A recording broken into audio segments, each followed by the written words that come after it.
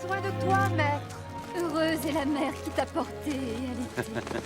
Heureux plutôt ceux qui écoutent la parole de Dieu et qui l'observent.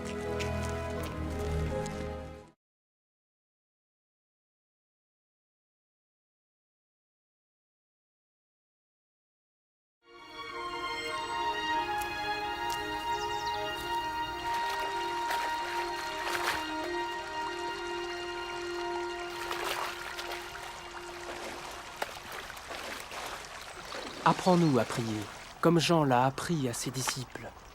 Quand vous priez, dites « Notre Père qui es aux cieux, que ton nom soit sanctifié, que ton règne vienne, que ta volonté soit faite sur la terre comme au ciel. Donne-nous chaque jour notre pain quotidien. Pardonne-nous nos offenses, comme nous pardonnons aussi à ceux qui nous ont offensés. Protège-nous contre la tentation et délivre-nous du mal. »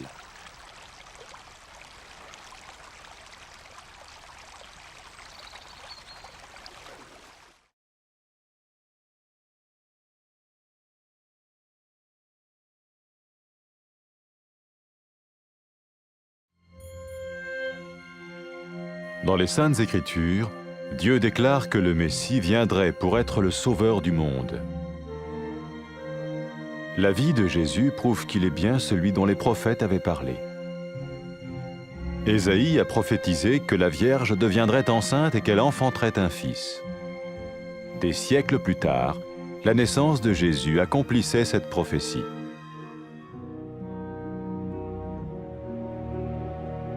Les Saintes Écritures déclaraient que le saint à naître serait appelé le Fils de Dieu. Cela signifiait que Jésus serait le Fils de Dieu au sens spirituel et non au sens physique. Nous le voyons par sa manière de vivre. Il a guéri des malades, il a pardonné leurs péchés, les a ramenés à Dieu et leur a promis une place dans le royaume éternel de Dieu. Il s'est offert lui-même en sacrifice pour le péché à leur place. Puis il est revenu à la vie, victorieux sur la mort selon le plan de Dieu. Jésus a dit « Personne ne me prend la vie, mais je la donne de ma propre volonté. »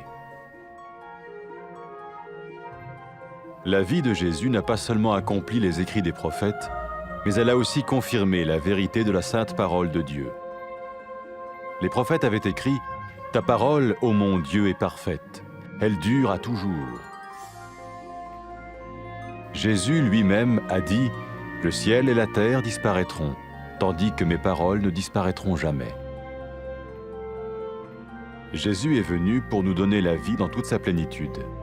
Et quand l'homme a désobéi à Dieu dans le jardin d'Éden, il a choisi sa propre voie et ses actions l'ont séparé du Créateur.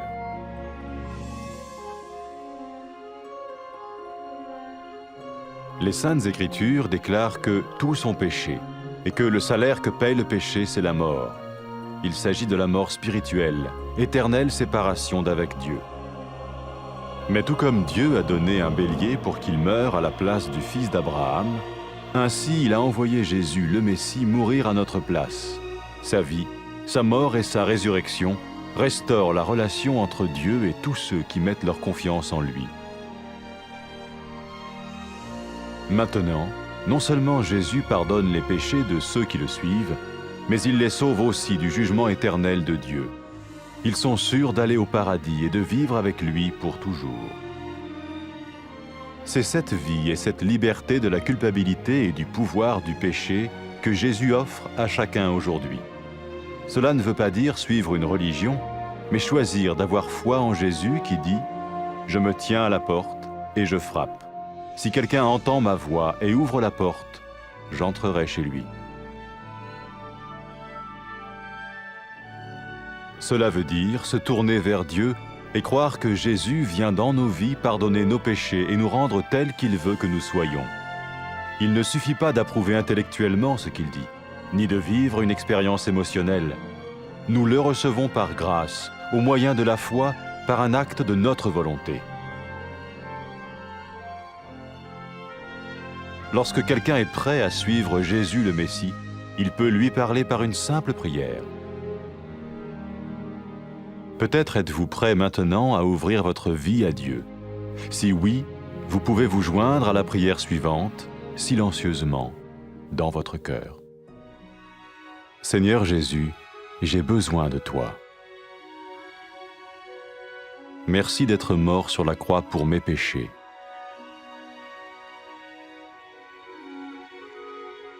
Je confesse mes péchés et je m'en repens.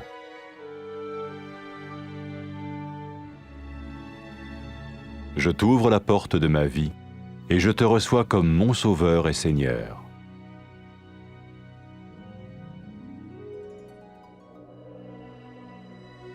Merci de me pardonner mes péchés et de me donner la vie éternelle.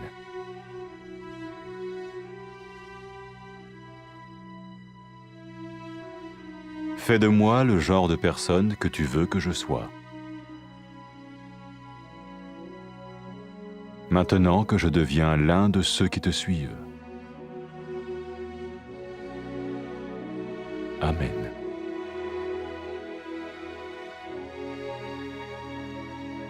Jésus a dit à propos de ses disciples, « Mes brebis écoutent ma voix, je les connais et elles me suivent. » Pour expérimenter la vie en abondance promise par Jésus, ceux qui le suivent parlent à Dieu chaque jour dans la prière et lisent ou écoutent sa parole. Ils parlent de lui à d'autres personnes et rencontrent régulièrement ceux qui l'aiment et le suivent. N'oubliez pas sa merveilleuse promesse. Tout pouvoir m'a été donné dans le ciel et sur la terre. Et sachez-le, je vais être avec vous tous les jours, jusqu'à la fin du monde.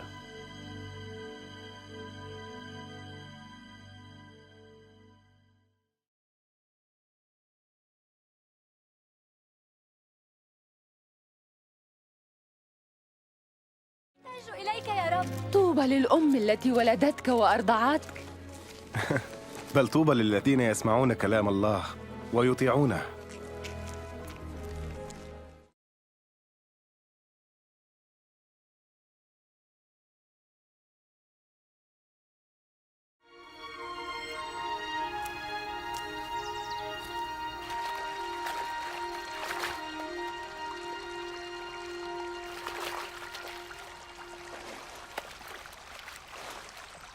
علمنا كيف نصلي كما علم يوحنا تلاميذه. متى صليتم قولوا: أبانا الذي في السماوات، ليتقدس اسمك، ليأتي ملكوتك، لتكن مشيئتك كما في السماء كذلك على الأرض. خبزنا كفافنا أعطنا اليوم، واغفر لنا خطايانا كما نغفر لمن يذنب إلينا، ولا تدخلنا في تجربة، لكن نجنا من الشرير.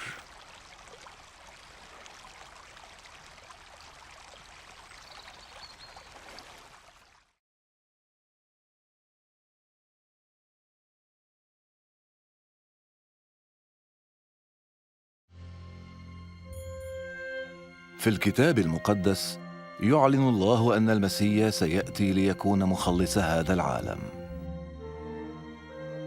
وحياة يسوع تقدم لنا الدلائل على أنه كان حقاً من تحدث عنه الأنبياء، فإشعياء تنبأ بأن العذراء ستحبل وستلد ابناً.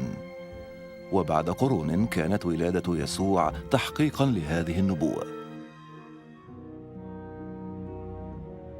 أعلن الكتاب المقدس أيضاً أن القدوس المولود من العذراء سيدعى ابن الله، وهكذا كان يسوع ابناً لله، ليس من منظور جسدي طبيعي بل من ناحية روحية.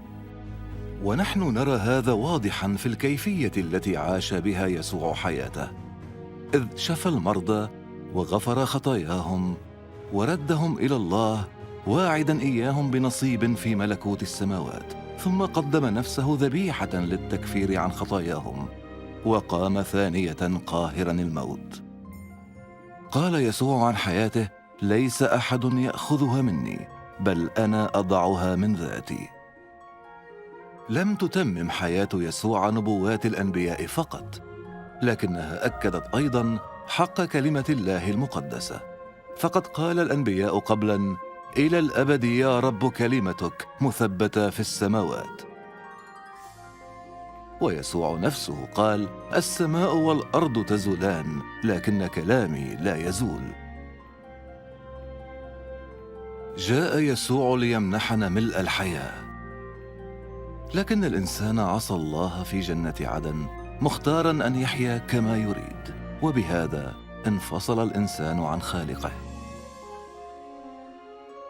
يعلن لنا الكتاب المقدس أننا جميعا أخطأنا، ويعلن أن عقاب الخطية هو الموت، أي موتا روحيا بابتعاد أبدي عن الله.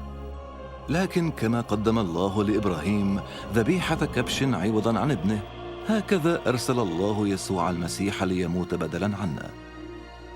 وهكذا أصلحت حياة يسوع وموته وقيامته العلاقة بين الله ومن يؤمنون به.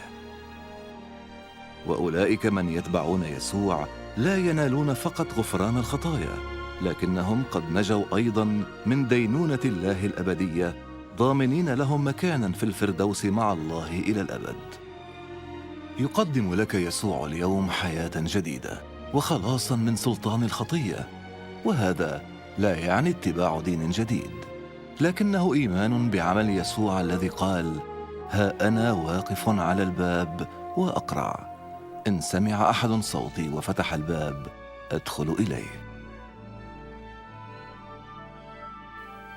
وهذا يعني أيضا اللجوء إلى الله، واثقا أن يسوع سيدخل حياتك غافرا خطاياك ومغيرا إياك إلى الإنسان الذي يريده. ولا يكفيك أن توافق فقط على ما تسمع الآن أو أن تختبر شعورا عاطفيا، فنحن نقبل نعمة يسوع بالإيمان تعبيرا عن إرادتنا هذه. وحين تكون على استعداد لاتباع يسوع المسيح، فيمكنك عندها أن تخاطبه شخصيا من خلال صلاة بسيطة. قد ترغب الآن بأن تسلم حياتك لله. إن رغبت بهذا فيمكنك أن تصلي هذه الصلاة بصمت في قلبك. أيها الرب يسوع، أنا أحتاج إليك. أشكرك لأنك مت على الصليب لأجل خطاياي. أعترف الآن بخطاياي وأتوب عنها. أنا أفتح الآن باب قلبي وأقبلك مخلصا وربا.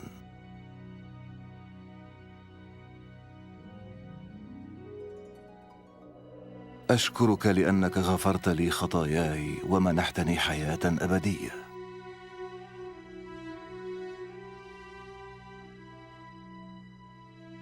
اجعلني ذلك الإنسان الذي تريدني أن أكونه، بينما أصبح واحدا من أتباعك. آمين.